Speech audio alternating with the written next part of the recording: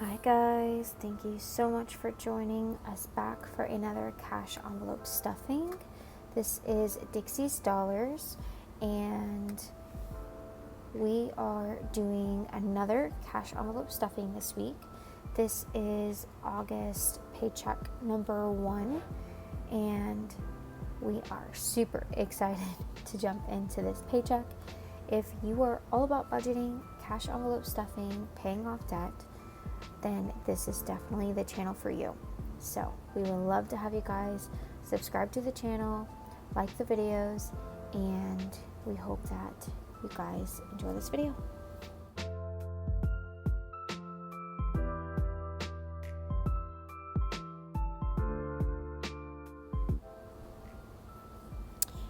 So we're going to start off with what we normally do, which is our cash envelope.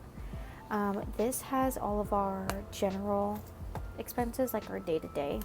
So this is like our groceries, dining out, gas, and these amounts pretty much stay the same weekly. And you'll see that I keep a little bit of a buffer, and that's honestly just for any unexpected purchases, because the position we're in right now tends to have some unplanned purchases, so to say. So I like to keep a decent amount of buffer money, and I will say I think we had about $100 of buffer the last paycheck, and we did end up using that. So this week there's a little bit more in our buffer account that you'll see, but that's just because I know we have some upcoming purchases that aren't really set aside for in a category.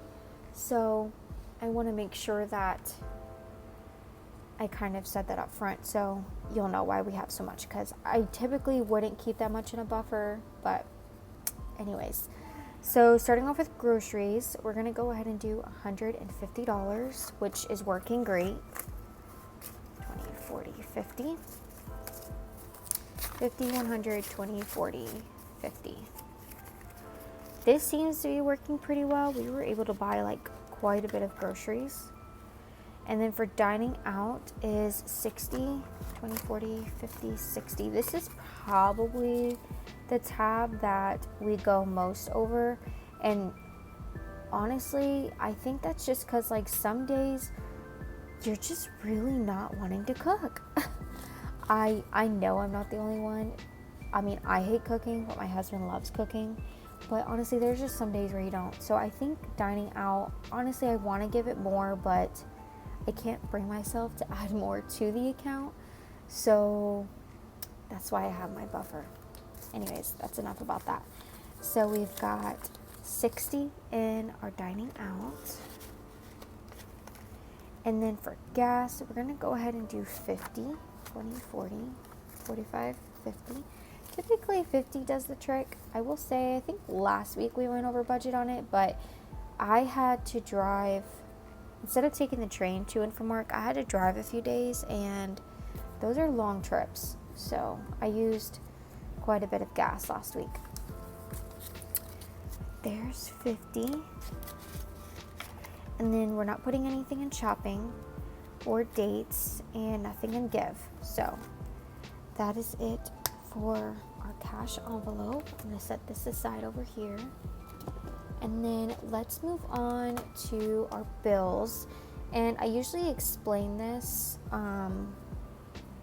in almost every video, but just in case you're new here and watching for the first time, all of my bills come out on a credit card that has already been paid off.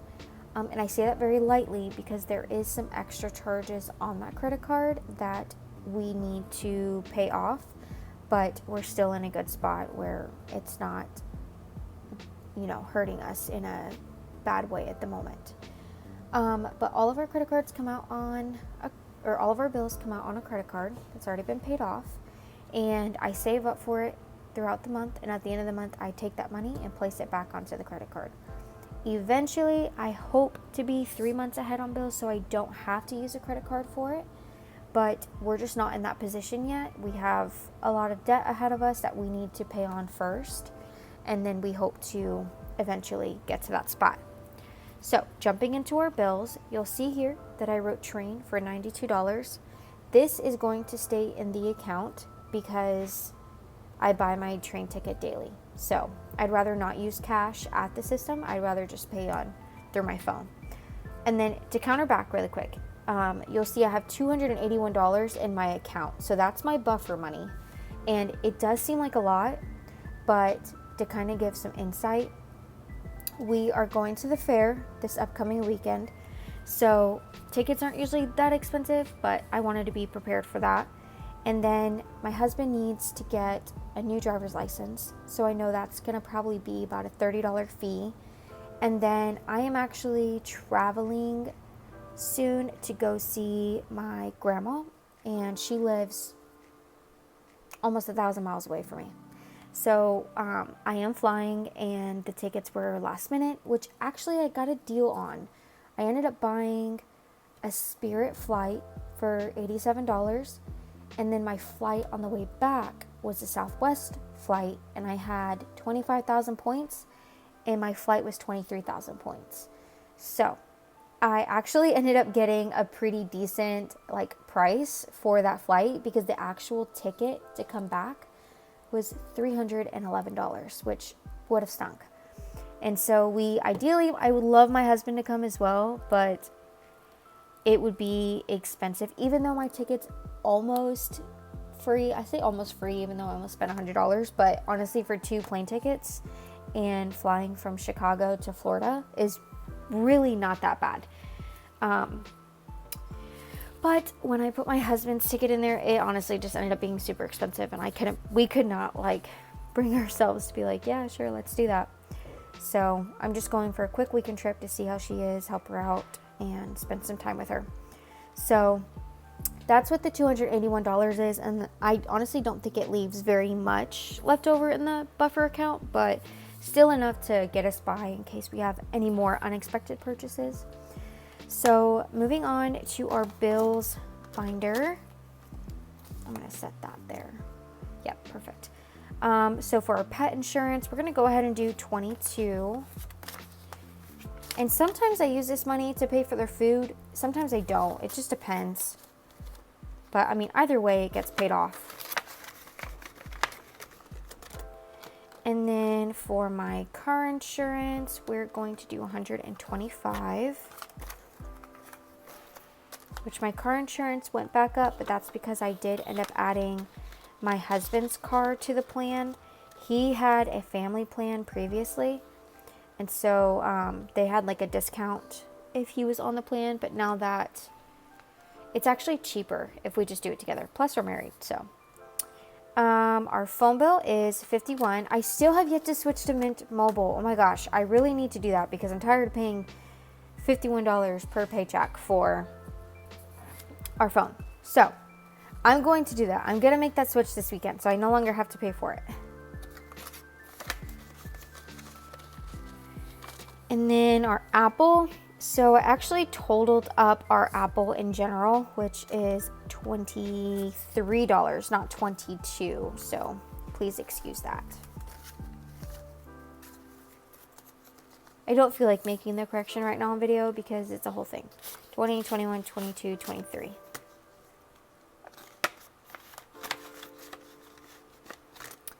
And then for entertainment, we're actually going to be adding 41. So that amount's wrong. It's supposed to be $3 less. 20, 40, and 41. Entertainment includes our AMC subscription, our Amazon Prime, and our Panera subscription. And when I mean Panera bread, because they have this amazing tea that my husband and I are obsessed with. I think it's the green passion papaya tea. So we pay $7 a month, and I literally have a Panera in the hospital that I work in. So I'm getting that Panera juice every single morning for free, which is amazing. I'll take that any day. And then for the gym, we're going to go ahead and do 15. I actually think we're going to cancel this. I think I mentioned last video, but my husband literally has not been to the YMCA, I think maybe twice since we've purchased this gym membership. So I think we're going to be canceling that. I do want to do Orange Theory though, and Orange Theory can be expensive, but I did it right before I got married for a few months, and I literally loved it. It kicked my butt, and I felt like I was like dead after each session, but the next day I would wake up feeling so much better. I was burning so many calories. I lost a few pounds where I wanted to be, and honestly, it was so good mentally and physically. I just don't like the price. So I think maybe once we have a few more things paid off and I can open up our paychecks to some more, I might go ahead and get the gym membership, but we'll see. We'll see. For the car loan, we're going to do $225.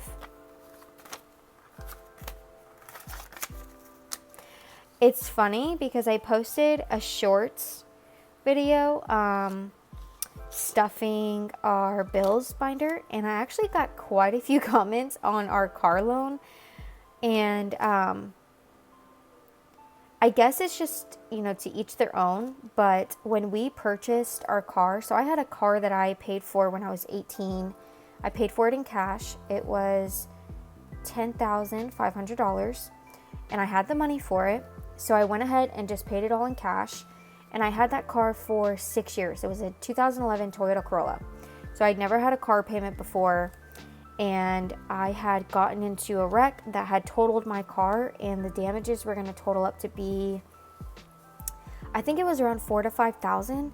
And we did not have $4,000 to $5,000 like in hand. We did not have that cash. I did not want to put that on a credit card.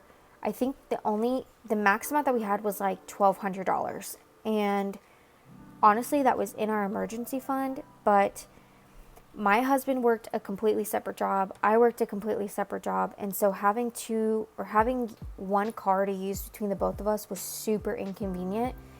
And we just knew we needed to get a second vehicle. So we had searched for used vehicles, ones that were in good condition, because I didn't want to buy a car that was crappy and have to spend all this money, car maintenance and all that stuff.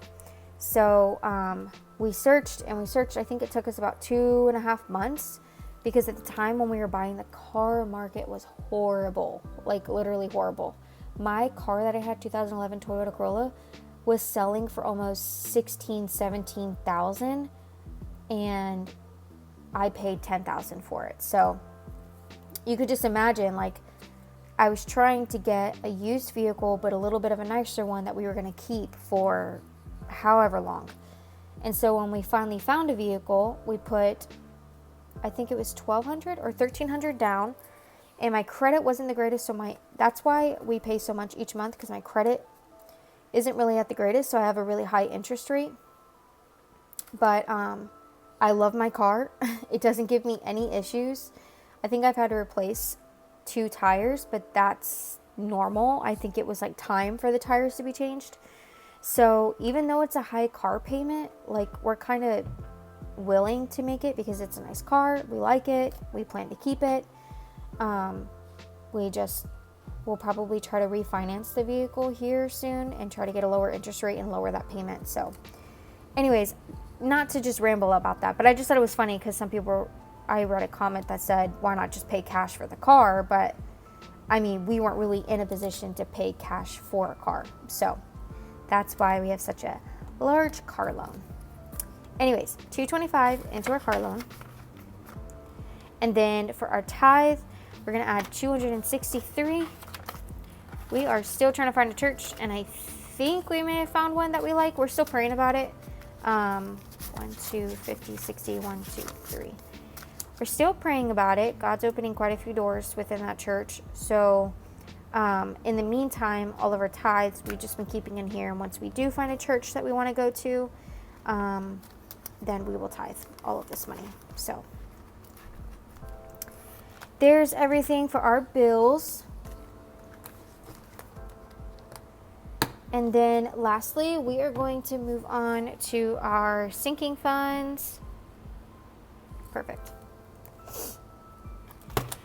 And let's see, where are we at? So for our credit card debt, we do have quite a bit of credit card debt, and we really haven't been making large payments towards it. And that's just simply because we have quite a few other things that are ahead of it right now. Medical debt. Our medical debt is huge because we don't want it to go to collections. That's a whole thing in itself. And so we had quite a few health issues last year that we're just trying to get squared away. So we want to get all of our medical debt paid off. Then from there, we're going to focus on building up some of our savings, because I don't want to pay off all of our debt and then be left with no savings. That was another thing that a few people had a comment on. I actually read somewhere, or I saw a video of a lady explaining how they paid off all their credit card debt. I think they had about $55,000 in debt, credit card debt, and around $20,000 in a car loan. So they paid off all their debt, and then when they went to go look at their savings, they had nothing saved up. So they kind of had to start from ground zero, and in case any emergencies came up or they wanted to take a vacation, they didn't have anything. So the way that we're going to do it is pay off all of our medical debt first. We have certain savings goals for each of these categories, and then we are going to hit our credit card like crazy. We are just going to knock them out one by one. So for $434 is just some of our minimum payments on some of our credit cards. 1, 2, 3, 4, 20, 30, 31, 32, 33, 34. And I'm actually curious to see what you guys think about debt consolidation. I don't think Dave Ramsey's a huge fan of debt consolidation, but I have heard of people doing it and it's worked out great for them.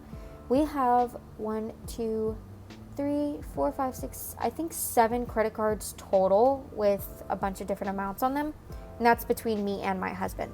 So I don't know if consolidating all of those onto one loan is the smartest. But I'm curious to know what you guys think. Let me know in the comments. 1, 2, 3, 4, 20, 30, 31, 32, 33, 34.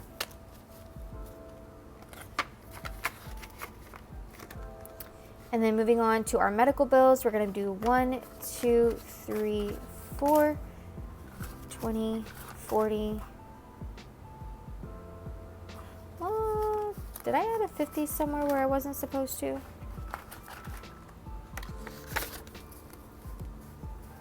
No, I don't think so.